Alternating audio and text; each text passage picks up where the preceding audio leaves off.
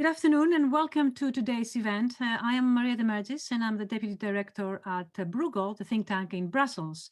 Today we are discussing the priorities and proposals for the Italian G20 presidency on a theme which is both very common to us, but also a little bit new. It is the green agenda, but this time it's a green agenda that we see from the perspective of the cities, of the local infrastructure.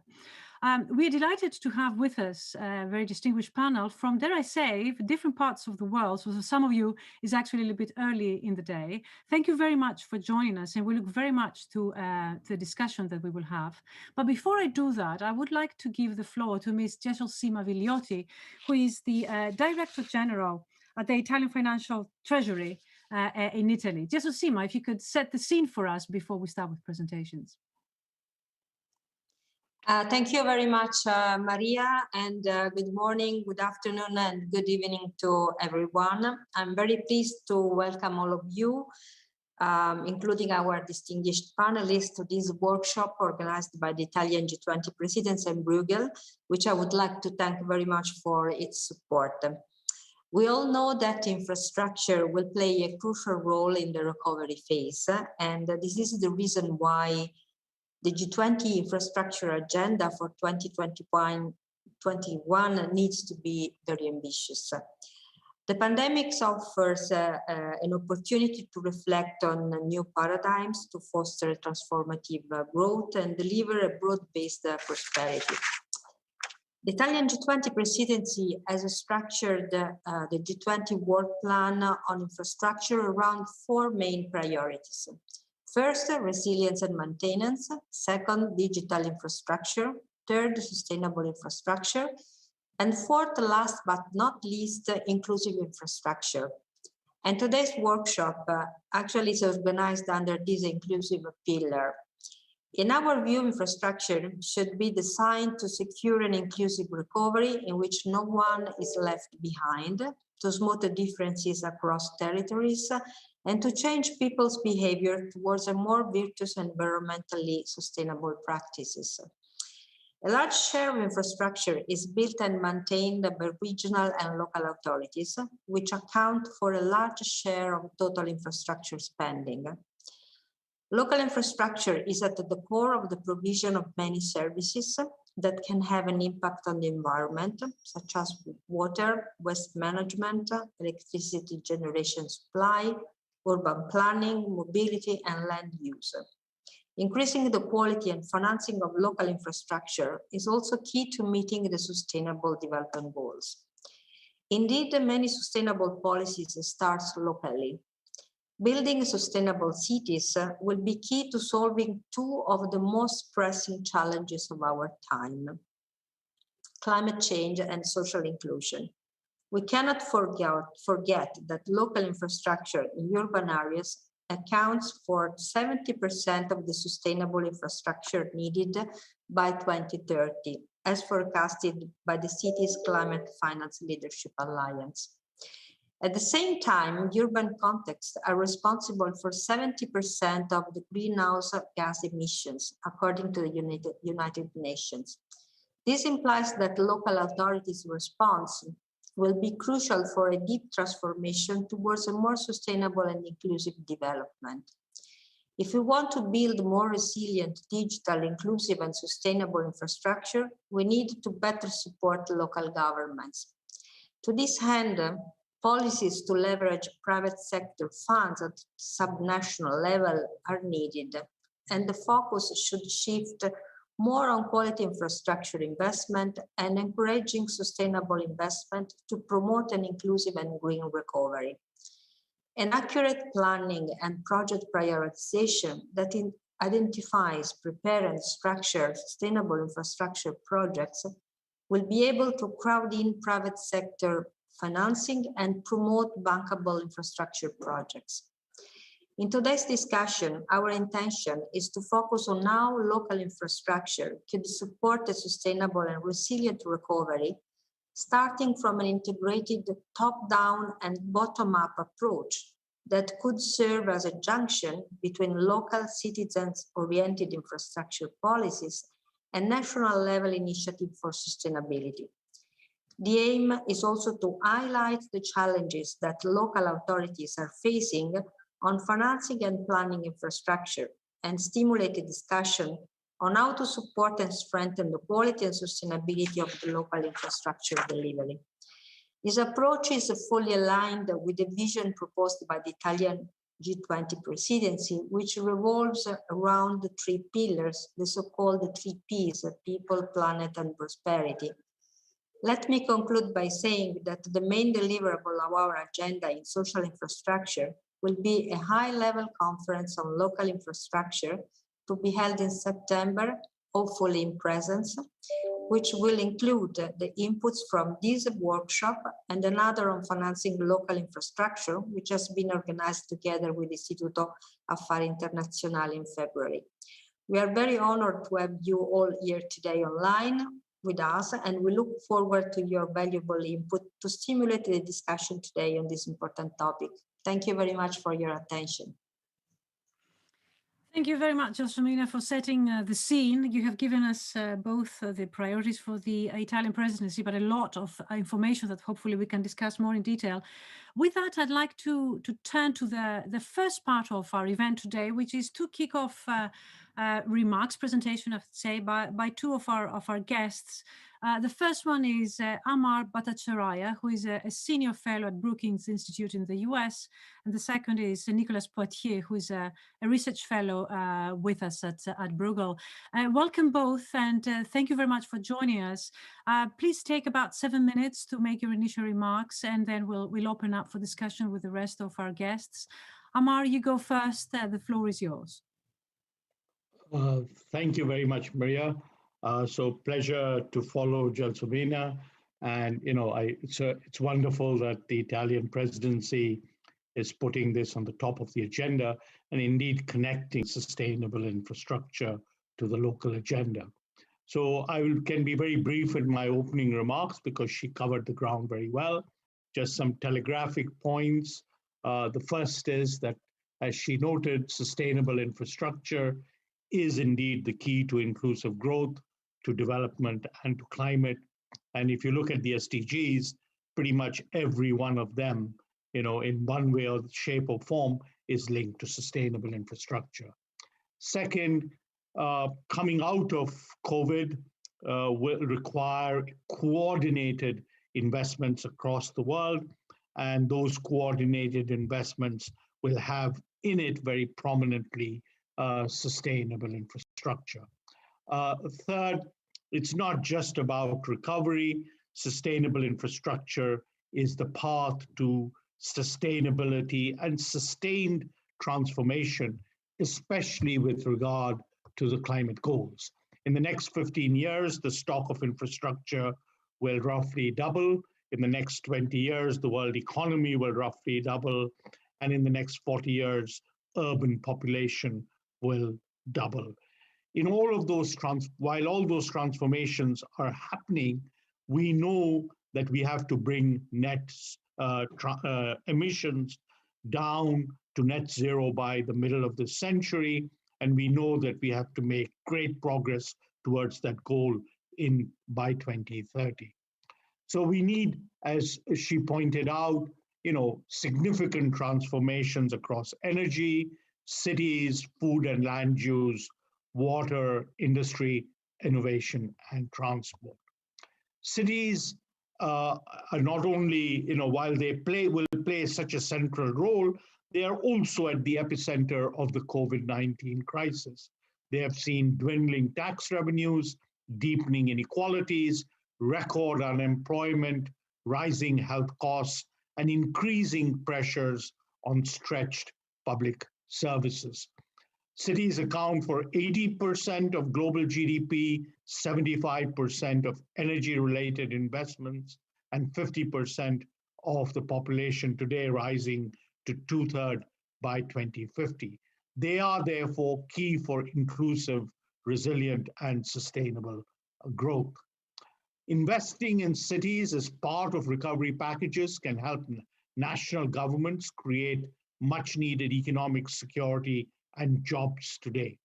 They can enable the kind of rapid strides that we need towards a low carbon, resilient, and inclusive future. Yet, only a fraction of the stimulus so far appears to be directed towards green city measures. According to some tracking, and there are multiple sources of such tracking, as you may be aware, only 7% of the total stimulus measures to date, have been are relevant in some sense to the agenda for cities such as energy, transport, and waste, and only 16% of that has gone to cities that are green. So we are really at a very early stage in terms of the green agenda with regard to cities. And the Coalition of Urban Transition has identified 7 priority areas for urban investment that I think do indeed meet the test. They are green construction and retrofits, clean mobility, renewable energy, active transport, meaning moving from just roads and mass transit to even pedestrian-based pathways and better land use, nature-based solutions, waste and resources, and the importance of research and development for clean technologies. We know that if sustainable investments have good and short-run properties, in the short run, sustainable investments are labor-intensive, they are not import-intensive, and they are not susceptible to offshoring. Consequently, they impart high short-run multipliers, but in the long run, they also provide important benefits through operations and maintenance, more productive technologies that can also be labor intensive, and a dynamism, productivity, and giving long-run multipliers. We also have evidence that green investments in the urban context produce greater jobs. Example, green construction and retrofits can create through energy efficiency 8 to 21 jobs per a million spent compared to fossil fuels. And the same is true across all of the categories that I mentioned. In terms of going forward, we need to think about 3 pillars of action: local, national, and global. Cities, municipalities, states, provinces will be responsible for the major proportion of investments in sustainable infrastructure, yet they lack typically the capacity, the governance, and the finance to play that role. And this has to be a significant priority, not for those jurisdictions only, but for national strategies for urbanization. We also need to think about the challenges around finance. Traditional approaches have focused on actions that cities can take, such as municipal bonds and securing credit ratings, but we need to think about finance much more broadly, including in thinking about the finance for the revenue streams that will be needed. National governments cannot drive this alone because finances are strained, and they will need strong reliance, therefore, not just only on national transfers, but on capacity and for policies to enable the investments in cities in resilient and sustainable infrastructure, including and especially carbon pricing. At the global level, there is a tremendous amount that is happening, including through of course, the G20 infrastructure working group. The UN is also very active on this agenda through the FFD and ECOSOC. We have a large number of project preparation facilities and platforms, including SOURCE. We have a great amount of refinement and press for coherence across standards for sustainable infrastructure. And most recently, over the past 18 months, there has been a large number of initiatives around mobilizing private finance for sustainable infrastructure, such as CFLI through the investor readiness guidelines, Fast Infra, which has been doing a slew of work on developing an infrastructure label and developing platforms for targeted interventions, and the GISD, which has been sponsored by the UN. Yet, none of these have strong local linkages. Therefore, it is critical that we find mechanisms to reach out to the much more diffuse set of players that populate this place. There's an initiative, as you know, called Lucy that's trying to do that, but we clearly need to do more. And in closing, let me just stress the critical role of development finance institutions, from going from global to national and to local. There is much work to be done. The G20 is clearly best placed to provide strong leadership based on all the work that it has done. I'm quite privileged to speak to the G20 infrastructure working group, having been a member when it was originally launched many years ago. So I think, with that, let me say that it would be very valuable now to connect the global initiatives that are being pursued to the call for not only local action, but fundamental changes in the way that go to scale and that go to green. Thank you. Thank you very much, Amar, for giving us numbers and dimensions along which to think about the problem. Perhaps I could give the word to Nicholas immediately, who's also going to give us some interesting numbers that we can discuss further later on. Nicholas, I believe you're sharing, you're going to share some slides. Wonderful, thank you. The word is yours. Good morning or good afternoon, depending on where you're joining us from. First of all, it's a privilege to present our study here after the intervention of Gelsomina and Amar. They really nicely set the stage for our work, which was with Mia Hoffman and Ben McWilliams, a study that we wrote for the Italian G20 presidency and the infrastructure agenda on local infrastructure priorities. And I think here we called it building the road to greener pastures. I think our background thought is what Amar already mentioned, is kind of really in Gelsomina as well, is the recovery, that we are in an unprecedented global crisis for which we now will have to look further down the road, how we can restart our economies and how we can build kind of back better in a way that is in line with the Paris Climate Agreement goals.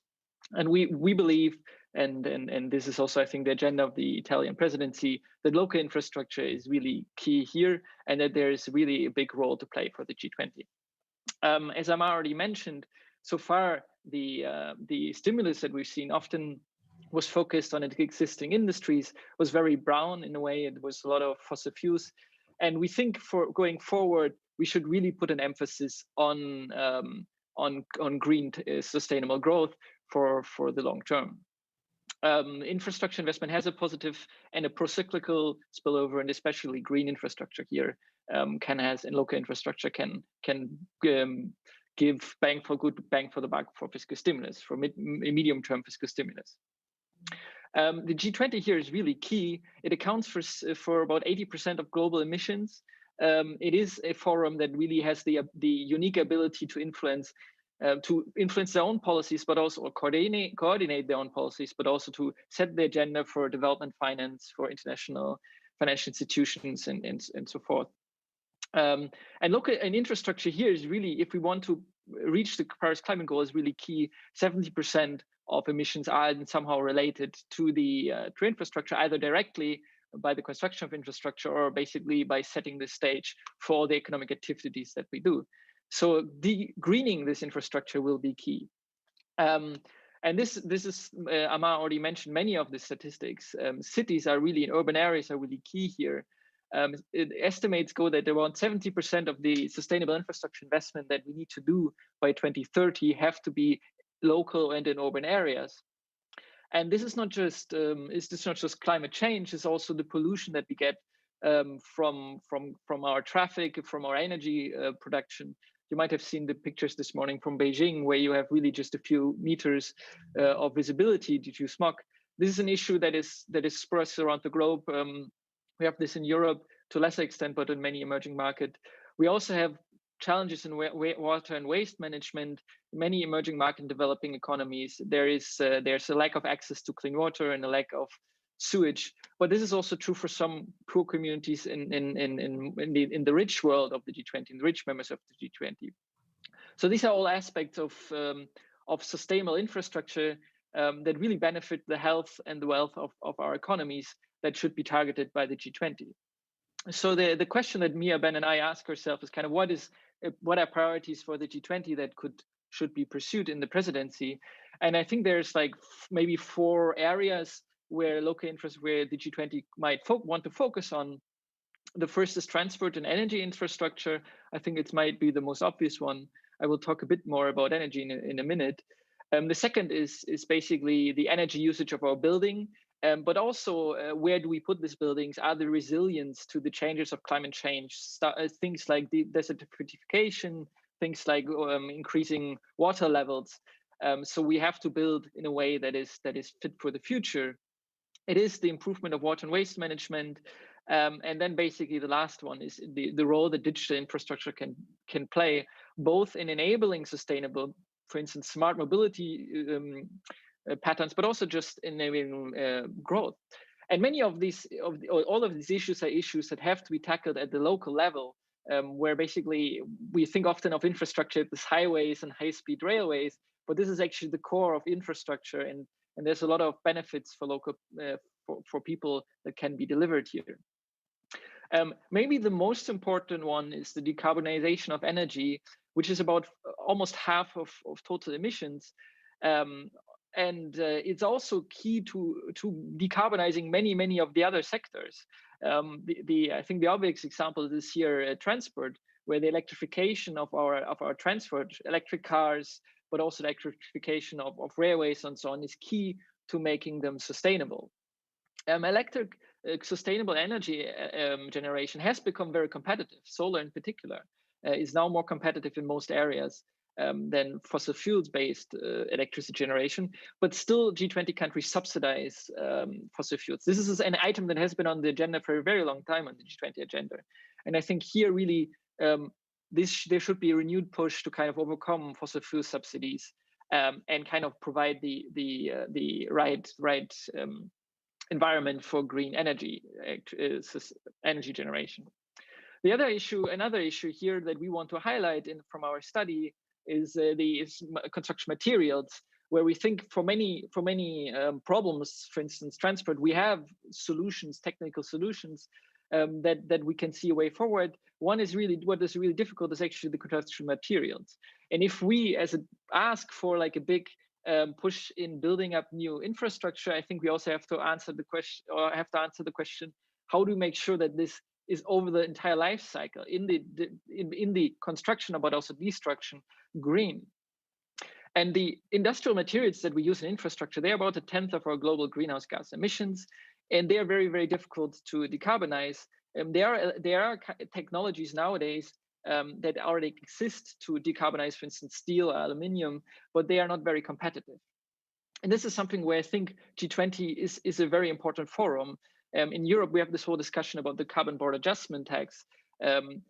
But this is very contentious at the national level. The same might be true there might be other solutions. There might be procurement, so public procurement that might benefit or that may prioritize green materials. It might be something like carbon clubs, but there's really a need here to create lead markets to make sure that these technologies, which are at the moment not competitive, become marketable, become commercially viable over the medium-term future.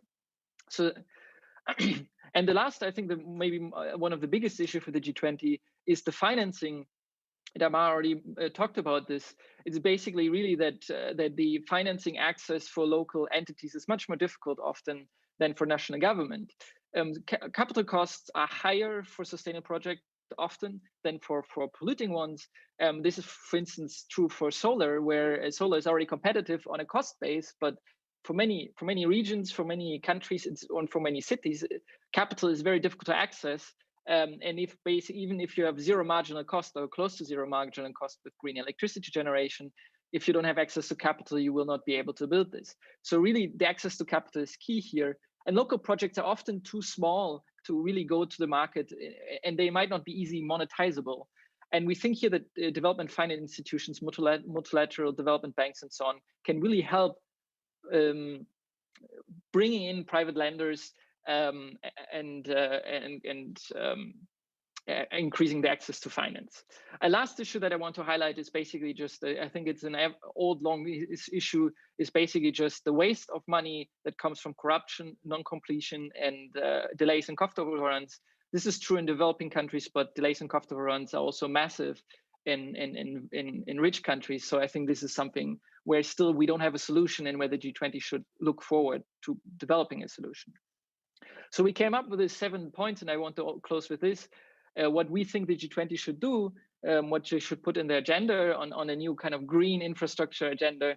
And it's really kind of putting the local at the core of the agenda, and making sure that local sustainable projects have the access to finance and have the access to expertise where the G20 can help them. Thank you very much, and looking forward to the discussion. Wonderful. Thank you both very much for giving us a lot of information. It feels like our green ambitions on the one hand are the one side of the equation. Then we have the role of cities, which I think both of you have made it very clear how prominent it is, both in the problem but also in the solution of the greening pastures, what Nicholas called greening pastures. But then on the other side, the stimulus provided, as Amar said, is not congruent with our ambitions, and indeed the role of the cities. Now, on top of that, we also have the COVID-19 shock that here is a question mark, may actually be shifting the priorities in terms of what problems to tackle first, which of course is not great news. Now, on top of that, and I think Nicholas' paper made that very clear, is this what role can the G20 actually play here? And also we have a question from John Gibbon on exactly this issue. How can we give the power to G20 to try and become a role model in terms of achieving green infrastructures at the local level. So I think what better position to start than ask the cities themselves. We are delighted to have with us Marco Bucci, who is the mayor of Genoa in Italy. Marco, if I can turn to you, and what do you make of the suggestions that Nicholas put forward? But perhaps you can start by telling us the challenges that you face from your perspective at the city level. Marco.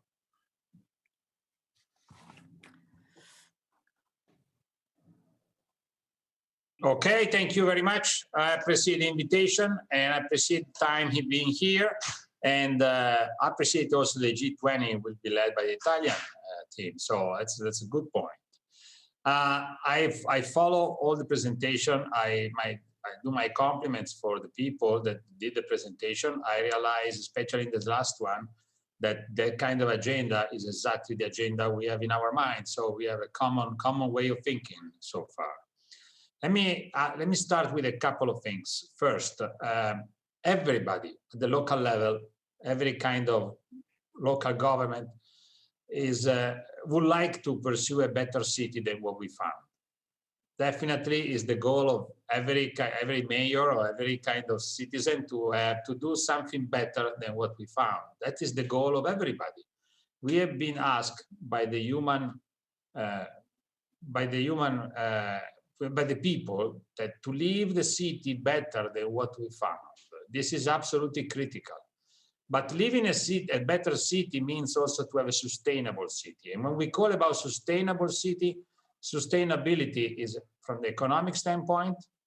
I mean, definitely it sounds like trivial, but it's absolutely important that we manage and leave to the next generation a city that is sustainable from the economic standpoint, but at the same time also from the environmental standpoint. Sometimes those two things are disconnected. We have been perceiving in the past years the goal of being rich or the goal to increase the quality of life, but we didn't think about the goal of increasing the environmental sustainability of the cities. So this is a must right now, and should be pursued not differently with two different goals, but with only one goal that includes both sides. So in other words, we cannot think about the economy, finance, infrastructure, urban regeneration if we don't associate to that the environmental sustainability. So everything we do should be done under the umbrella of the environmental sustainability. I give you a couple of examples. In a city with an harbor like Genoa, for example, I mean, the water sustainability, the water of the sea sustainability is a key factor. I remember when I was young, when I was 10 years old, and we were going swimming. I mean, the color of the water was yellow, believe me, because it was dirty, dramatically dirty.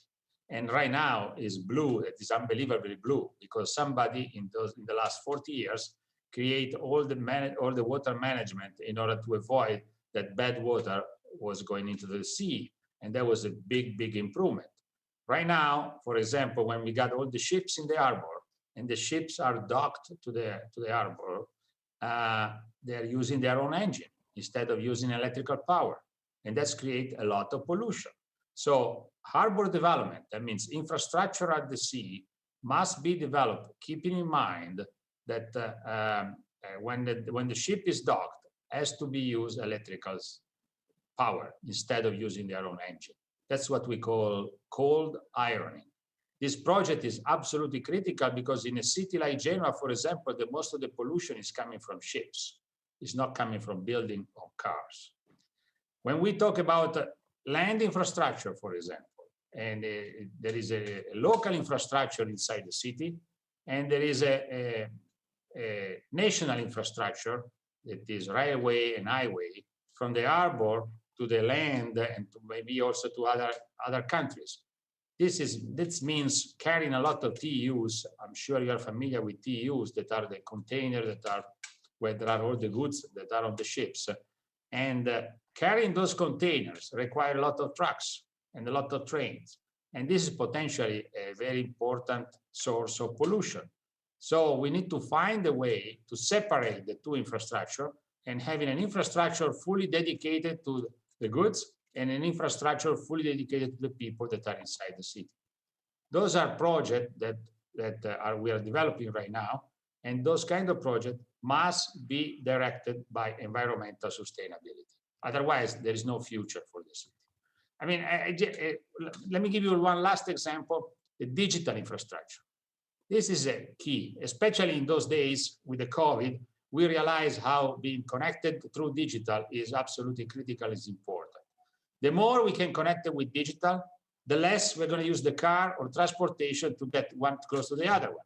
So investing in digital is a big investment in environmental sustainability. And I don't know how many people think that way, but this is definitely a way of thinking that must be popular and should become popular all across the government, all across the world. I can continue this way, but just I want to give you a couple of examples saying that everything that we do should or must be connected with the environmental sustainability. Not thinking separately, but just thinking that if we do that way, must be environmental good. That's my message. And a very good message at that. Thank you, Marco. But can I just have a very quick follow-up question? And it's not an easy question, but you know, this is we are organizing this event in the context of the G20. What would you, as the Mayor General, like to see the G20 do differently that is really going to empower you to proceed this, to pursue these objectives?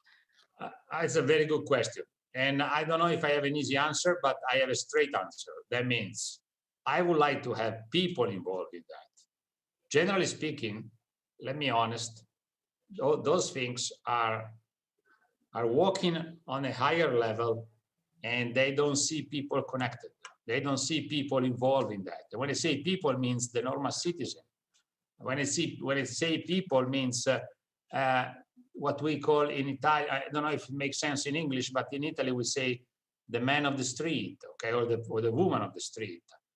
Somebody that really understands what this kind of meetings are and why we do it. I'm not sure this message goes through all the people as they should. And so what I would like to do, especially if in every kind of city where you're doing that, and maybe it's going to be in Genoa, I don't know, I would like to see the mayor and the people in Genoa really connected to the discussion, participated in the discussion, making sure they have a feedback about the discussion, and make sure that there are programs that should be developed in the next few years that are really making happen what we discuss. That is going to be a good result for the people. Thank you, Marco. That's a very clear message. We are going to stay with Italy, actually. And let me just also take this opportunity to welcome Ellie Schlein, who's just joined us. Ellie, welcome. Ellie, you have been in politics both at the EU level, but now you are the vice president of an Italian region, the Emilia-Romagna. You know, the interaction between your experiences at the EU level and the local level, you know, how does that inform you about greening infrastructure at now the regional level? Thanks a lot for the invitation, first of all. Well, it's a very good question. I mean, I have to say, it gave me the opportunity to understand how deep is the change occurring at the EU level. I mean, I was part of the European Parliament in the last 5 years, and we are seeing, also because of the COVID-19 crisis, unprecedented instruments and the attempt of reorienting our policies in a new direction. Take a look at the right conditionalities in the Next Generation EU plan, which are together connected, the ecological transition, the digital transformation, which I agree with Mayor Bucci is extremely important and connected with the ecological transition, but also the third priority, which is social cohesion and the need to decrease inequalities, which are social inequalities, gender inequalities, but also territorial inequalities, which really have much to do with what we are trying to do at the regional level. Region can play a key role in translating in concrete opportunities and projects that are transformative for improving people's lives, but also at the same time the planet's life. We know that the Agenda 2030 for Sustainable Development has already innovated in that sense, because it keeps together the interconnected framework of what we need to do to decrease poverty, to, let's say, grant access to public and fundamental services, but also what we need to improve biodiversity and to save our ecosystems. So I think that we have an unprecedented opportunity right now, but it depends on how we change the way we interpret what is an infrastructure, what is a green and sustainable infrastructure. What we are trying to do at the regional level is to, let's say, put together a framework of multi-stakeholder governance. We have signed in December a new pact for jobs and climate that try to, let's say, share common objectives with all the institutions at the regional level, all the municipalities, universities, for example, all the enterprise organizations, but also trade unions and civil society organizations, and particularly with some new climate associations that are working with us to try to translate in practice what it means to imagine another way of, for example, sustainable mobility. I was listening carefully to Niklas before, and I really agree on the fact that we need to work on transport, first of all. So what it means to create infrastructure that are greener in that sense, it means to reimagine the whole system of transport in terms of intermodality, for example, by connecting better the different means. Trains, for example, we are investing a lot on electrification of our railway system, but also to connect better not only the cities, but also the territories that are, let's say, in the mountain areas, because that is important as well. I mean, we have to incentivize, and we are trying to do it. I mean, what Mayor Bucci was saying in the end is particularly relevant. You know that Alex Langer many years ago said that the ecological transition will happen when it will be socially desirable. So on one hand, we are trying to improve our transport system in a sustainable way with intermodality by investing, for example, on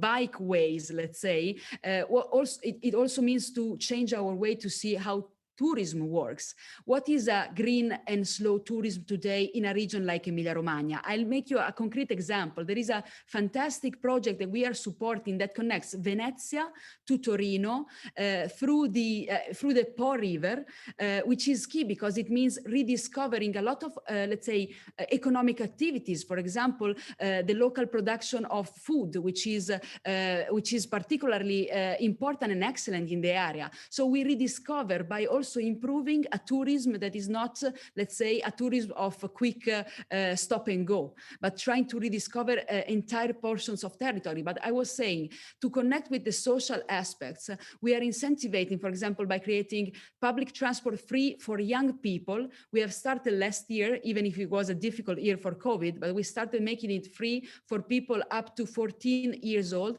We will this year improve it until up to 19 years old. It is a way to spare money for families, but at the same time incentivize, let's say, sustainable mobility rather than taking your car.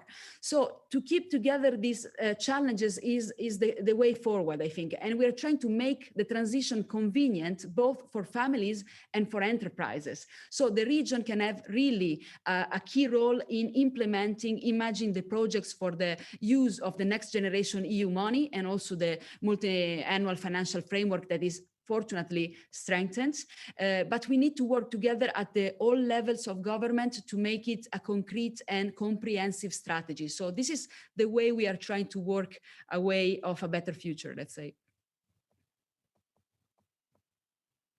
Thank you very much, Ellie. Thank you for the examples, wonderful initiatives that you're taking in the region. I mean, this is very much at the local level. This is you doing it. But, I can't help but ask you the same question that I asked to Marco, given the context of our event today. And, how can the G20 help you? How can you concretely, as a person who's representing the vice president of a region that takes so many wonderful initiatives, what would you like them to do differently in order to advance on these objectives? We need brave decisions. I mean, the transition, I mean, the name tells it itself. The transition is not something that happens one day to the other. It's something that you have to accompany with the resources that we need, and they are, luckily, they are coming, and also by reorienting our policies. But it also means to take decision on what we have to support and incentivize from a public role and what we have to disincentivate. For example, we have some contradictions still. There are a lot of, let's say, public support for fossil fuels still, and we need to change it, I mean, gradually, and we need to, let's say, use that kind of money. In Italy, we are talking about 18 billion euros a year. So you can imagine how we have to revert and to shift towards other kind of, for example, circular economy. Circular economy is another example of win-win strategies for enterprises, because it means sparing on the energy bill, let's say, at the same time trying also to use what today is a waste and represents a cost and make it an opportunity by re-emitting that, let's say, that part in the process, in the productive process. At the same time, the Italian government is doing something very interesting with an eco bonus of 110%.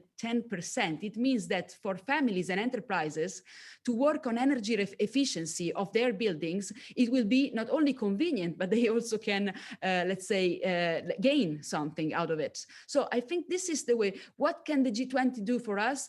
We need coherence among the different level of governance. I mean, the European Commission, we have to admit, is now finally creating the good conditionalities. We have to make sure that at the national level, regional level, and then at the local level, because there is an extraordinary role for cities, how we reimagine a city after COVID-19 in terms of proximity, of mobility, but also of social and health services. So I think it's an opportunity to try to make it really concrete in terms of the good conditionalities, the resources, and how to reorient policies at all levels. Because if only one level is missing, I think it's going to be much more difficult to make it, to make the shift that we need. Thank you very much, Ellie. That's very, very concrete. We have two more guests that I would like to hear from. But before I do that, can I go back to our speakers, to Amar and Nicholas, to ask for their views on this? In particular, Amar, you've heard now from our Italian colleagues coming from the very local level. In your speech, you talked very much about the need to marry the nexus between the local, the national, and the global. I mean, can you talk us through a little bit more about this? How can we make that a little bit more concrete, also with a view to help with the G20 presidency? What's the consistency, coherence that Ellie talked about? How do we make that concrete, and how do we advance it? Amar, any thoughts on that? Yeah, thank you, Maria. So I think you also have to recognize that cities are important, crucially important, but they are also extremely diverse.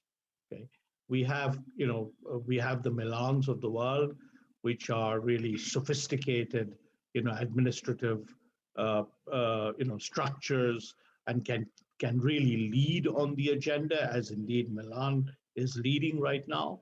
But in most of the world, we have now second tier, third tier cities that are really, really, stretched in terms of capacity, in terms of finance, and in terms of really a concrete action plan. So many of us have been pushing really that there must be national urbanization strategies. It's not just a question of a city at a time, but articulating a national urban strategy. Not, in many countries, including my own India, there's a lot of focus on center state relations. So that's one level of local relations. But this third tier, which is cities and municipalities, often neglected.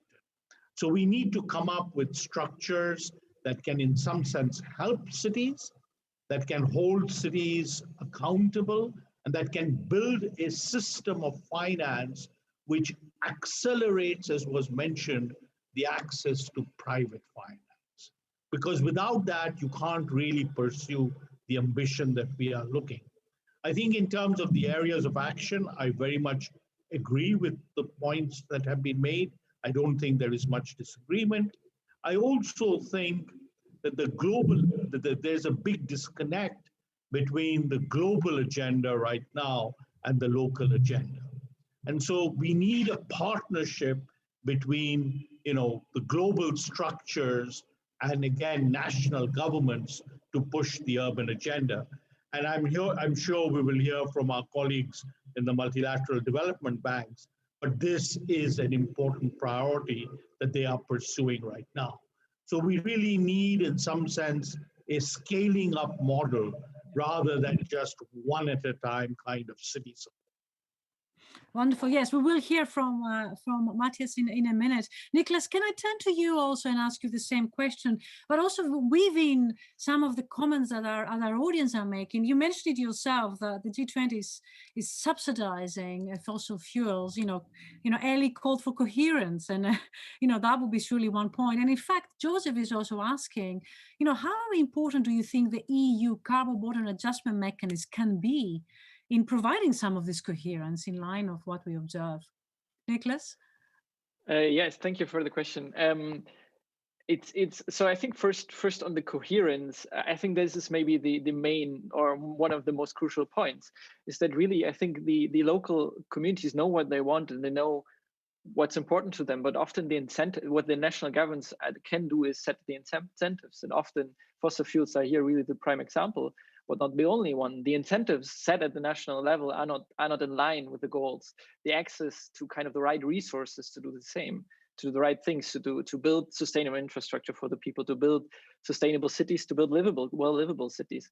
And I think that is something that is one of the issues that might be global. I mean, the challenge really of the G20 is the diversity. It's not just the diversity in standards of living, it's also the diversity in governance. We have countries as diverse as Brazil, India, China, and Europe in there. That all have that also have different governance models, have different needs. But I think what is clear, what is everywhere, is the need to finance green infrastructure and the need to kind of align the local projects with the national goals and the national goals and local projects. Maybe on the question of the carbon border adjustment tax, I think that is also one of this question is the question, to which extent, how can we kind of make sure when we decarbonize, and we mentioned this in our report as kind of this industrial materials, if we want to decarbonize this, we have to make sure that kind of there's not a leakage. I think that is the concern that people in Europe have, is that you could include carbon emissions of the sectors producing industrial materials into the emissions trading system or through a carbon tax. But the problem is that then you might have kind of some of these industries going abroad, and by that you would incentivize the production of green materials in Europe, but actually this might just move abroad.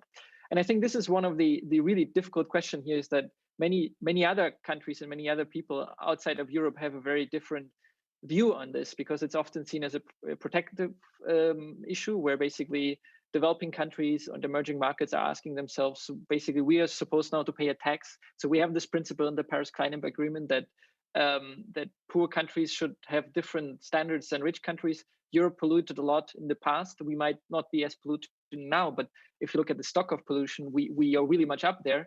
And now basically we say we are afraid of our industry, so we're going to put a tax on you.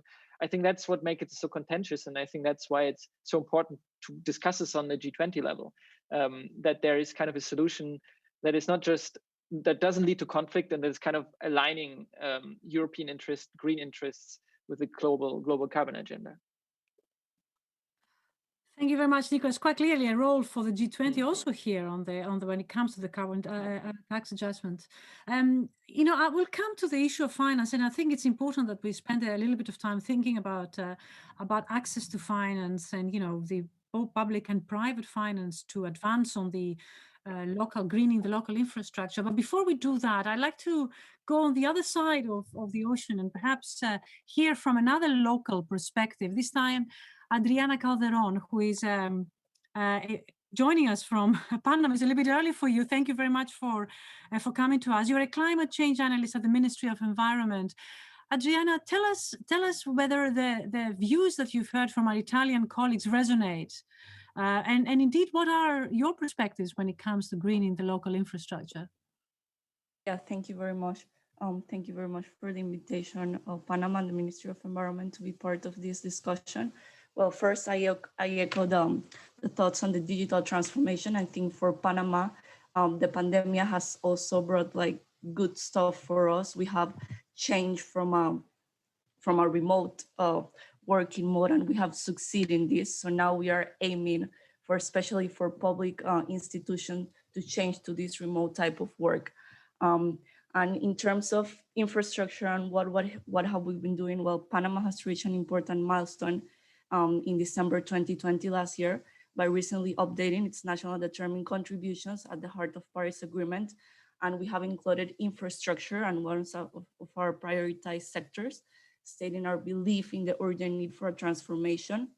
And this strategic area and Panama's long-term goals aims to design and develop low carbon and resilient infrastructure that also is not low carbon emission, but also we are integrating the adaptation context that is very important for us as a carbon neutral country. We need to adapt to the risks that our communities are already facing. And what are we doing in these terms? So first, we are focused on the approach of nature-based solutions, taking actions, integrating ecosystems and the services they provide, which can bring jobs, especially in the rural areas, in the indigenous territories that are the most unequal here in Panama. And by doing this, we have also been working with the Ministry of Economy and Finance, which are the regulators here in terms of approving financial resources. As Nicholas mentioned, more than 50% of infrastructure investment is made by local governments. So what are we doing with them? We are building the legal agreements to ensure infrastructure have green and climate-proof standards. And I've heard that we've been discussing a lot about low carbon infrastructures, but I also want to bring to the table the concept of adaptation and having a climate-proof infrastructure that can resist to the different type of hazards that climate change might bring, like flooding, salinization, droughts, high temperatures. And in here, we and the Ministry of Environment and Climate Change specialists from United Nations Environment Program are helping us in build this guidance, creating toolkits, step-by-step guides on how to assess the current and future climate risks. And this is with the aim to project developers that they can undertake climate vulnerability and risk assessments in order to determine the sensitivity of the projects related to the context of each community, because this is very local. So we need to be able to evaluate these risks. And well, the main problem for a country like Panama and from the region as well is that we need this scientific-based evidence on what are these risks, how the patterns of precipitation will behave in the next 30 years, and how can infrastructure adapt to this. So this is the data we are building, the scientific base that we're working on, but climate change projections, socioeconomic scenarios, flood risks to the future, to the current weather behavior, and to the future. So this is the priority we have as a government. We are building all this evidence that project developers can take, and how can then translate this information into resilient infrastructure into the future with high quality information on the state of the climate. And of the questions you've been asking, I also think this is what the G20 can help us to this technology transfer that this developing country has in terms of climate research, of sea level rise, which is very important for a country like Panama, the islands here around the region, Dominican Republic, Cuba, that are also facing these impacts of, for example, sea level rise. So this is the main thing we're doing. We're trying to make the institutional arrangements to make project developers evaluate the climate risks and vulnerability. And based on this, we will be deciding if this project is climate proof, if this project can go on, and most important, to find those adaptation measures that can help mitigate these impacts. So we don't go into the maladaptation state of mitigating impacts that it's so much talk about in the IPCC, which is very important. So if we don't know the risks that are going to happen to that specific project, we don't know how to adapt to it, and we don't know how to foresee what are going to be the risks for the populations that will be using these infrastructures. For example, in Panama, this happened last year with Hurricane Eta. We had loss and damages from road infrastructure. We have many people disconnected.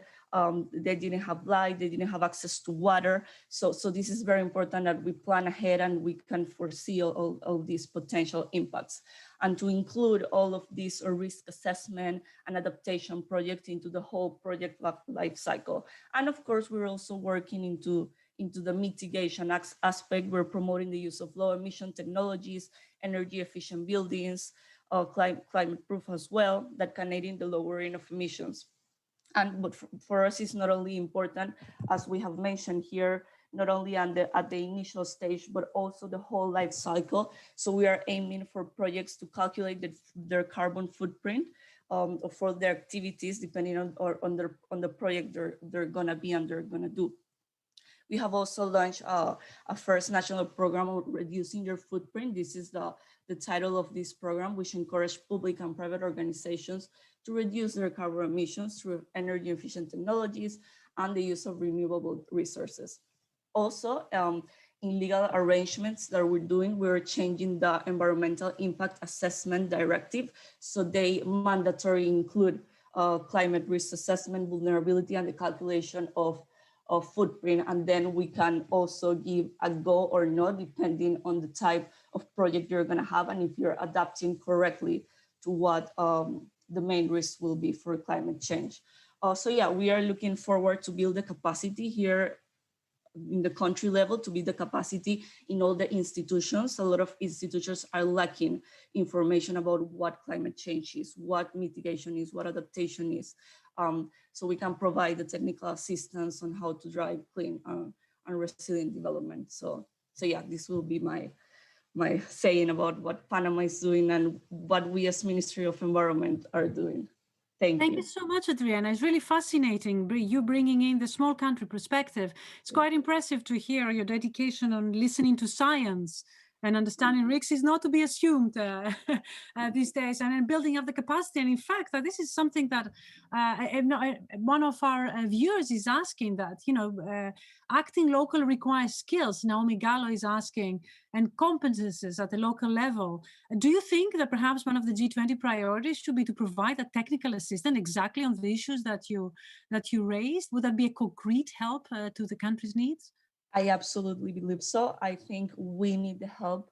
I've seen how much we are lacking this scientific view of climate change. It's very technical. Climate change is not easy.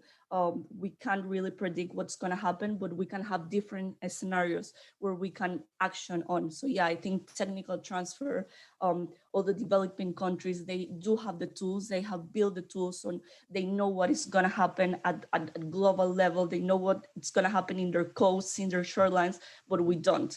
So yeah, so we need that technical transfer, and we need to adapt to those changes we can identify. Wonderful. Thank you, Adriana. Very, very clear, and something for perhaps Jasomina to take with her. Okay, let's go to then Matthias Helber, who is a senior economist at the Economic Research Department of the Asia Development Bank. Now we are hearing from the multilateral development banks. Matthias, I believe you wanted to share some slides with you. Thank you so much, first of all, for inviting me to this very important discussion today. Yeah, I prepared a couple of slides. I won't take too much time. I just want to share with you some of the insights that we have gained in the Economic Research Department about infrastructure and urbanization. And let me start with a slide that shows you the night lights of 28 biggest cities in Asia.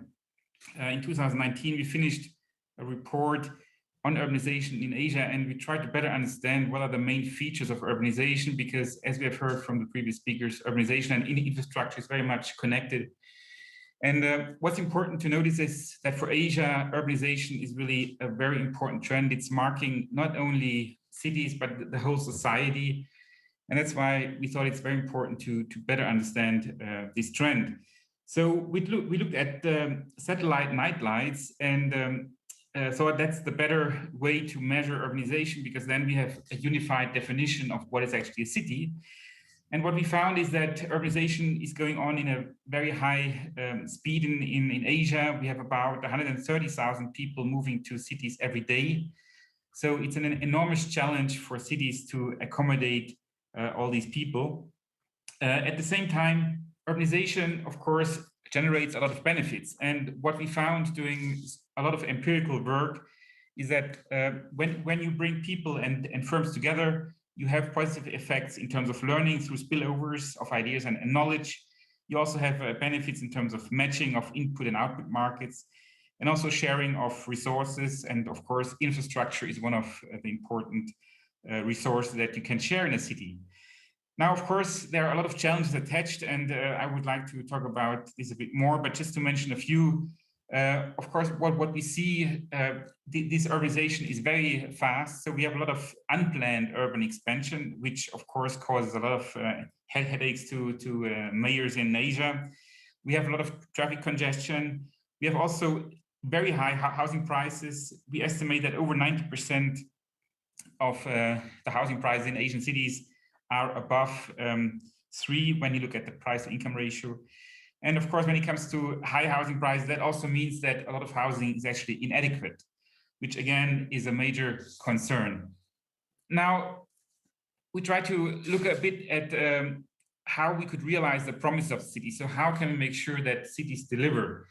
And when it comes to transportation, we also think, and this reflects at the comments we had earlier today, we need a multimodal public transportation system that really connects the city very well. We need affordable housing.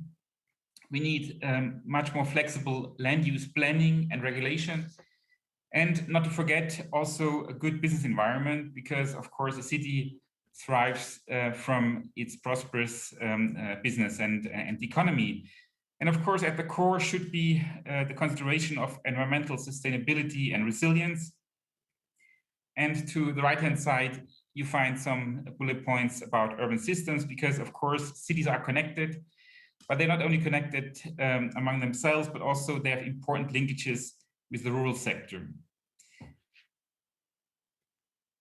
So I would like to spend another 2 minutes on looking at transport infrastructure in particular.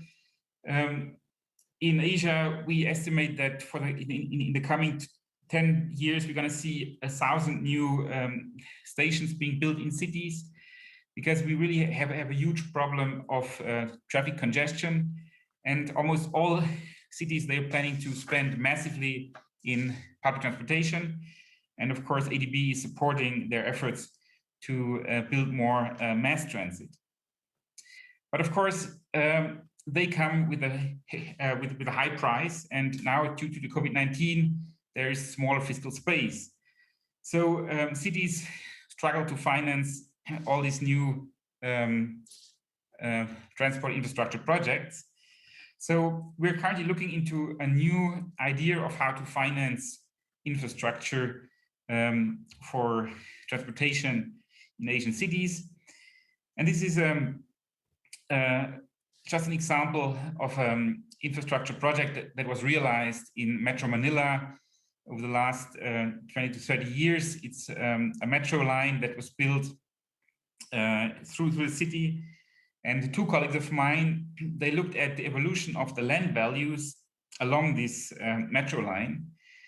And I don't want to bore you with too many details, but what you basically see is that the parcels that are along this MRT3 line, the value increased enormously across time, not only once it operated, but even before, during the construction phase. And we estimate that the uplift in land value was about 5 times higher than the construction costs.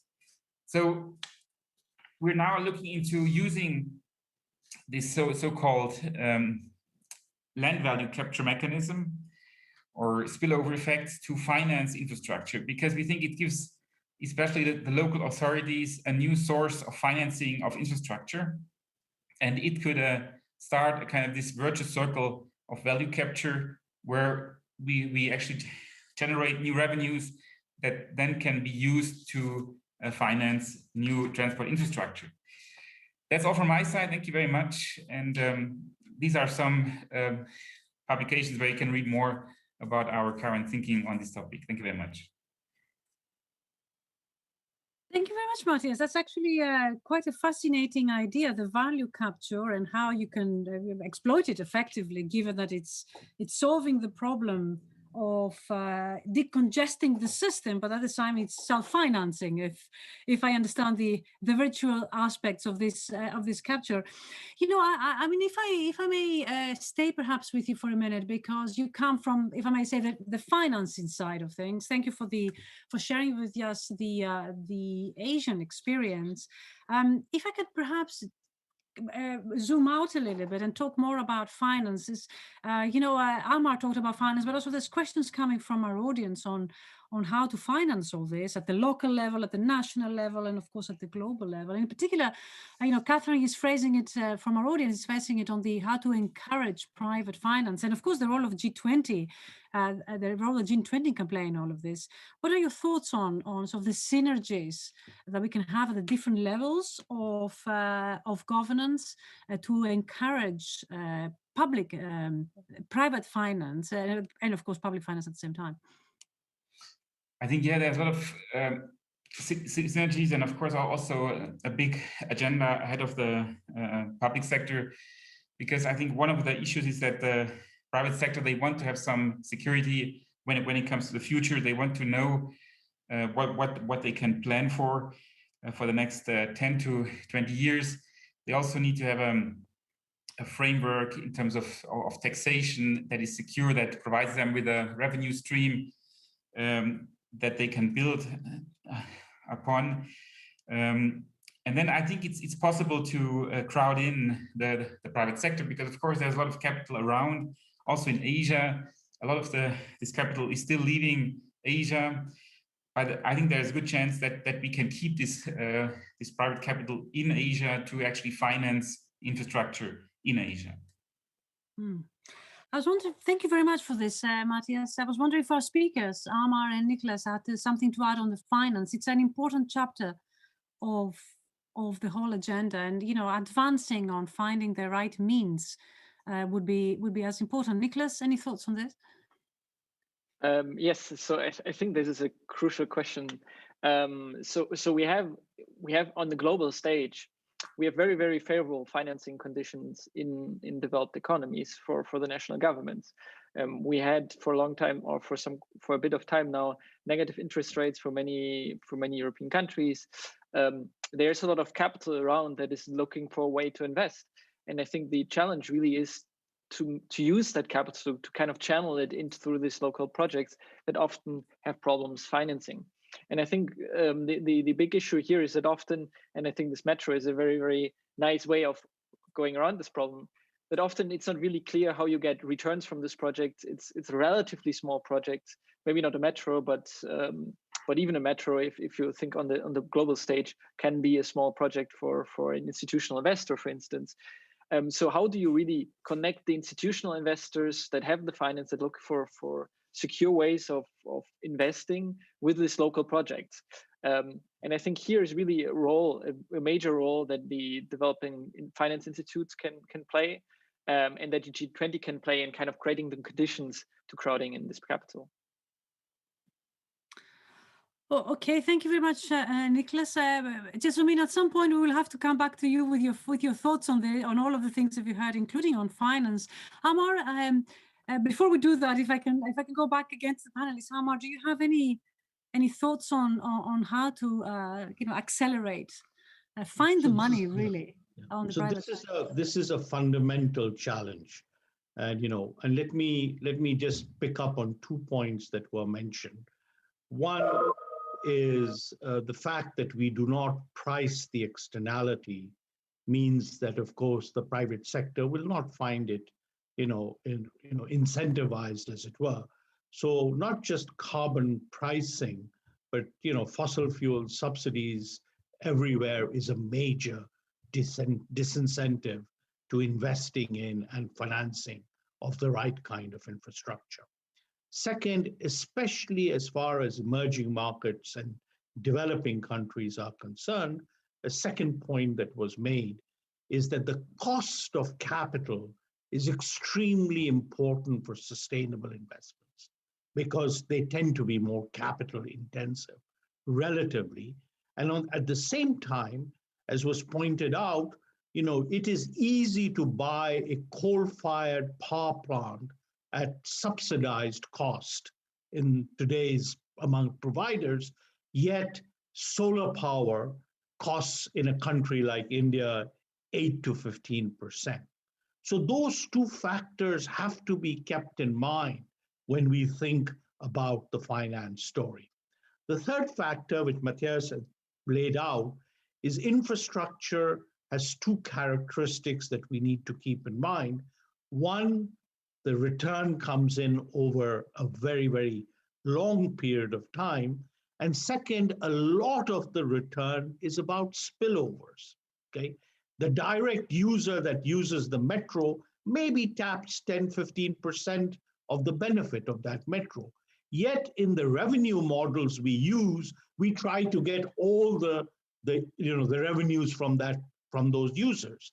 So unless we do what Matthias has said, and he has done very pioneering work together with Dr. Yoshino in this area, to think about how do we capture spillovers in a way to make revenue structures whole. And in Japan, in East Asia, there's quite a lot of innovative experimentation that's been going on, and the ADB has played a very important role there. The last 2 points about finance, we have to be able to spend a lot of effort on multi-level finance in the sense of the structure of finance from federal to state to municipal, and get that right in an incentive, in a governance, in a transfer sense. And very few countries actually do that. In the case of India, for example, the 15th Finance Commission has just come out with major recommendations. And in most countries, this remains a major challenge. And the last part has to go to mobilizing private finance. And there, ultimately, we will succeed if we break the private finance challenge into 2 parts. The first part is how do you deal with early stage risk when the private sector will be very averse because all of the problems that we know of information asymmetries, cost overruns, principal agent problems and the like. And what we need is a public-private partnership to overcome that hump. The second stage of finance is when an asset is beginning to generate a revenue stream, and that can be securitized, and we can bring in long-term institutional investors. Now, just to put a number here again on the table, there is tremendous potential. We have 150 trillion of long-term institutional investor assets. Sustainable infrastructure is exactly the right investment they should be making. How much are they investing in the world at large? Something like 3%. How much are they investing in emerging markets and developing countries? Close to zero. So we have to fix that in order to be able to create, the risk structures that Matthias was talking about. And for that, development finance institutions, focusing on early stage risk and focusing on making sure that those long-term, institutional investors can come in, for example, by providing first loss guarantees to make it investment grade. So this is a very ripe agenda. And as I mentioned, there's a lot of work underway right now in this sphere. And I hope Italy will be able to give this a lot of impetus through its G20. Thank you very much, Amar. I really like this, the two-stage finance, where you see a clear, bigger role for public guarantees to come in at the first stage in order to enable the second stage where, the markets would come in and will price the risks and securitize. It's a very, very concrete way of mobilizing, like you said, private finance, because without private finance, we won't get really, without convincing public finance, with private finance, we won't get the scale that we need. I wonder if I could go back to you, Ellie, and see your thoughts on this, coming from a very local environment. We also have a question coming in from Mia Hoffman, who is actually at Bruegel, with us at Bruegel. She's asking what kind of potentials you see for private investments at the local level, and how do you think that international financial institutions can increase their involvement at this local level? Well, thanks a lot. I heard a lot of interesting things. I think that the last suggestion of Amar was particularly important. I mean, the need to have a multi-level financing. For example, last week we had a meeting trying to understand if we can imagine a way of, for example, building regional green bonds that go in the same direction, connected to strategic objectives that we have shared in the context of the Pact for Jobs and Climate together with all the regional system. That also means that we are committing ourselves together with the whole regional society to orient our resources in that direction, which also means what Adriana was correctly pointing out, the need, which is a revolution in Italy, to make impact assessments of, let's say, the economic impact, but also the social, environmental, and I would add the gender impact of our investment for the new next generation EU. And if we manage to do that kind of revolution in terms of, let's say, studying the impact of our projects and investment, it will stay with us even beyond 2027, 2026, when we are supposed to finish use that money. So I see there is a high potential for that kind of investment at all levels, because we have a strong relation with all parts of society, especially with the enterprises and trade unions as well. I forgot to mention before, but we are trying to build the basis of a just transition that leave no one behind. We have areas in which we have carbon intensive, let's say, sectors. And we need to build also the way in which we invest in training, in education, but also in, let's say, reinforcing the competences, because some of those people will have to change their jobs. And we have to accompany them in that process, which is not easy, but we need to do it today, because we need to make sure that that investment will work in the right way. So I think there there is a lot of things that we have to work in a comprehensive framework. And also I wanted to mention, Maria, what Adriana said about extreme weather events. Italy is particularly fragile because of its geographical collocation to the impact of extreme weather events. So it's also important that we keep together our mitigation and adaptation strategies. I really agree with what she was saying before. And it means creating quality jobs, because in the green economy, there are high intensive, there are sectors that are high intensive in terms of jobs that cannot be substituted.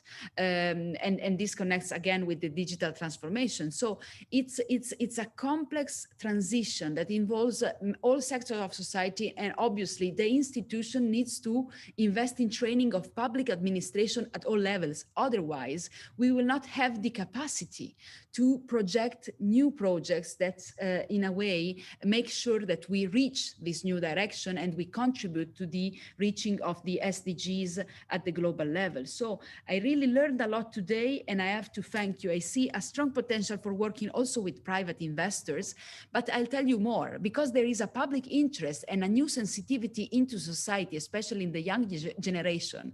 There are also potential for funding and crowdsourcing of competences that we need to project how changing our cities and, for example, our coast, in which we are building new green infrastructure, for example, a train on the coast to reduce traffic, but also to reduce emissions. So I want to be confident. We're in a difficult situation because of the pandemic, but it's clear to everybody that we do not have to aim to go back to normal, but build a new normal, which is sustainable, green, and just for people. Thanks a lot. It was a really interesting discussion. Thank you very much, Elia. I just want to give maybe the word to Adriana a little bit, if she has any views on the finance, particularly because you also bring the small country perspective here. If you have any final thoughts you'd like to share with us.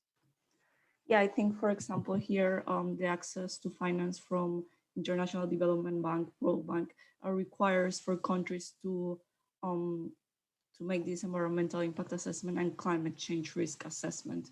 So if we want to access to this specific finance for projects, we need to know how to appropriately perform these climate change risk assessments and to have the correct adaptation measures that we can have in a project. And also very important is the monitoring and evaluation of these adaptation measures. We need to monitor, we need to evaluate what are we doing to prevent these extreme weather events. And we need to know if this new technology works. We need to know what is it doing in terms of carbon emissions, in terms of adaptations. So yeah, it's very important for us to be able to perform this climate risk assessment in order to access finances, here in the region. There is a loop of, the markets helping price the risks and science helping the markets identify the risks. So, there is a synergy there that can be exploited. Mm-hmm. Thank you very much for that. I really think I need to give the floor back to Jasosima for her final thoughts.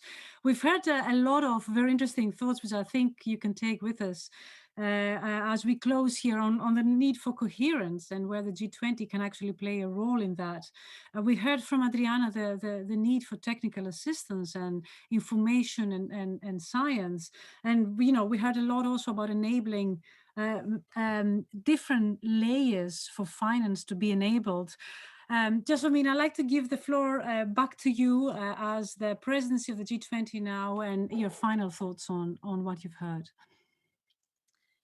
Thank you very much, Maria, and thank you very much to everyone for this very stimulating and rich debate. And actually, we are very happy to have pushed through the agenda this particular item on the local infrastructure. As Amar Bhattacharya said at the very beginning, the infrastructure agenda, it's on the G20 agenda for many years, because since the very beginning, all governments recognize the role of infrastructure for growth, for jobs generation, and it's a long way. Actually, I want also to answer to one of the remark by the mayor of Genoa, which actually said, you know, what the G20 can do for the people. I mean, how can people you know, understand what is in this global agenda. Actually, the connection is not always the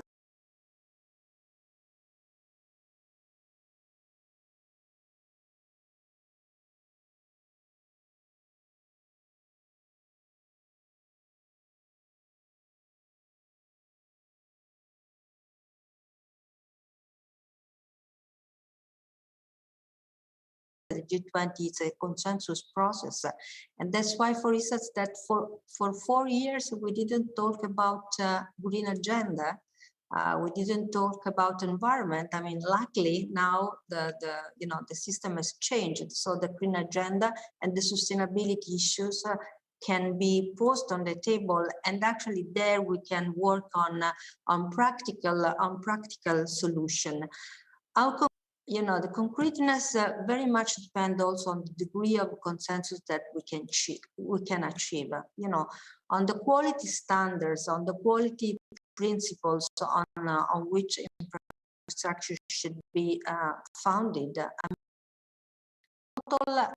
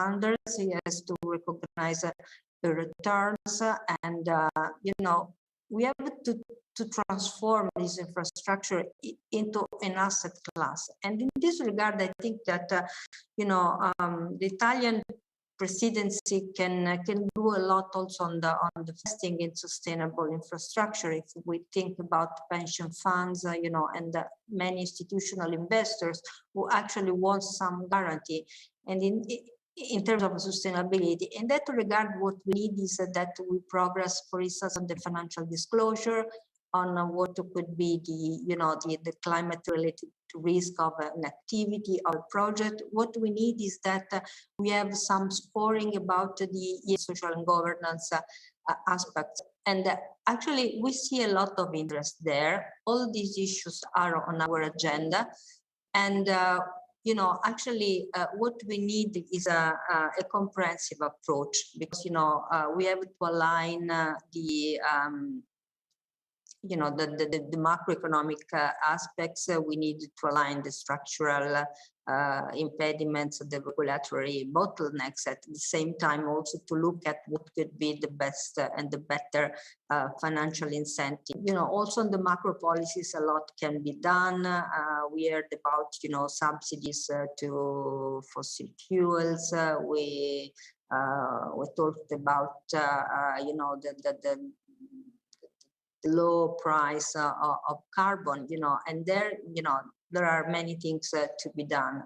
I mean, if this is a picture where, you know, the local governments can play a relevant role, not only because they have to put in place the infrastructure, but also because they can press on a higher level of government. I mean, to push with what are the needs of the people. And in this regard, I think that you know, initiatives like that could be also useful, also to let more people know about the G20 world, which sometimes is detached from the reality. Even if I have to recall that you know, within the G20 we have a long array of alphabets letters where we have the C20s, the civil society, we have the B20, the business, we have the youth 20, and the women 20. And actually the ambition is that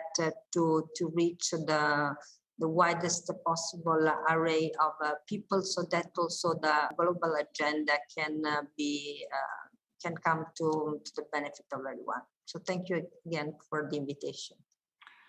Thank you so much, Gelsomina, for your final remarks, and really hoping for a coherent way forward to address what is truly a global public good, climate at the local level, at the national level, and of course at the international level.